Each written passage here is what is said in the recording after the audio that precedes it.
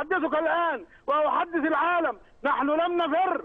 إذا كان هناك في مصر مسؤول يريد أن يتصل بنا نحن موجودون، أنا موجود، التليفون موجود، قولوا لنا على هذا المسؤول. لا نفر أبدا، نحن بخير ولا نفر. نعم، ماذا أنتم فاعلون الآن إذن؟ نعم، بعد أن فتح عليكم الأهالي كما تقول السجن وخرجتم وأنتم موجودون جميعا ولا تعرفون ماذا أو ما هو وضعكم القانوني، ماذا أنتم فاعلون في هذا الوقت؟ سنتشاور الآن، سنتشاور ثم نتفق على ما نفعله. إذا اتصلتم بنا بعد ساعة من الآن نقول لكم ماذا فعلنا.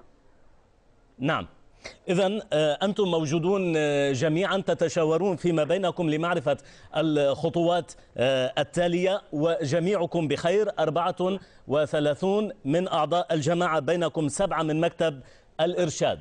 نعم، أقول لكم أسماءهم، تحب تعرف الأسماء؟ نعم.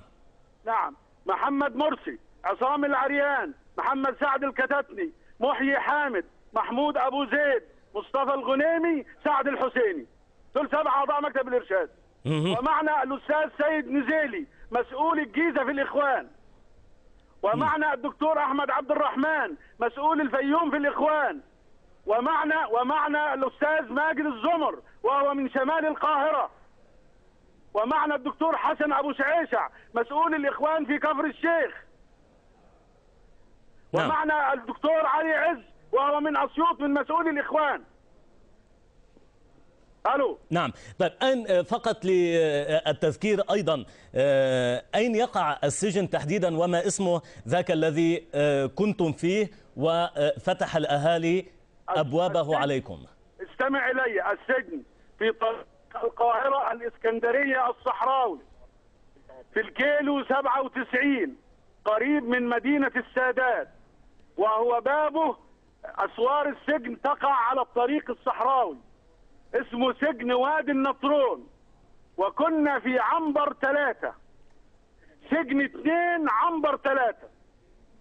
سجن وادي النطرون الكيلو 97 على الطريق الصحراوي بين القاهرة والإسكندرية، فهو شمال غرب القاهرة بحوالي 100 كيلو. نعم، لم تعرفوا بالضبط من هم الأشخاص الذين فتحوا عليكم الأبواب؟ لا، هؤلاء لا نعرفهم البتة.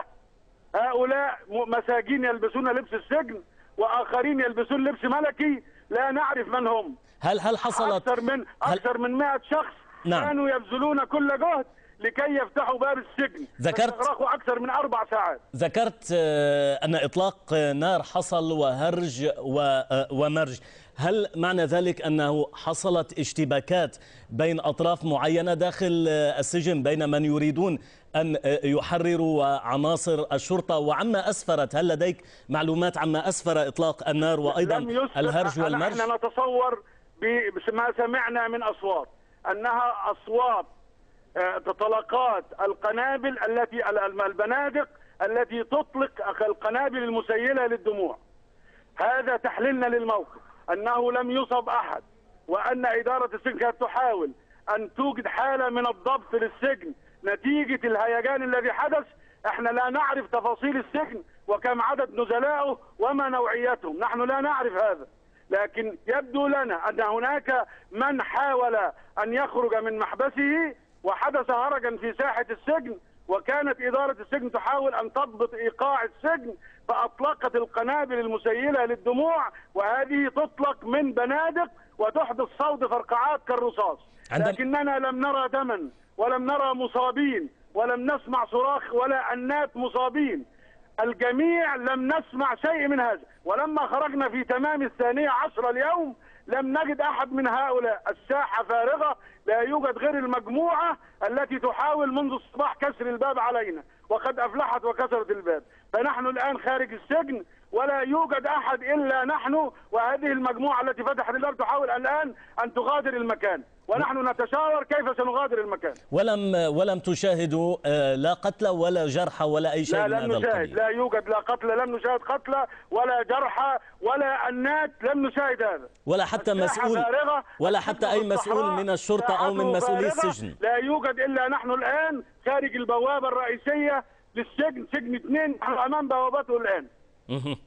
على كل ربما نعود لمعرفة ماذا ستقررون سيد محمد مرسي عضو مكتب الإرشاد في جماعة الإخوان المسلمين، حدثنا من القاهرة.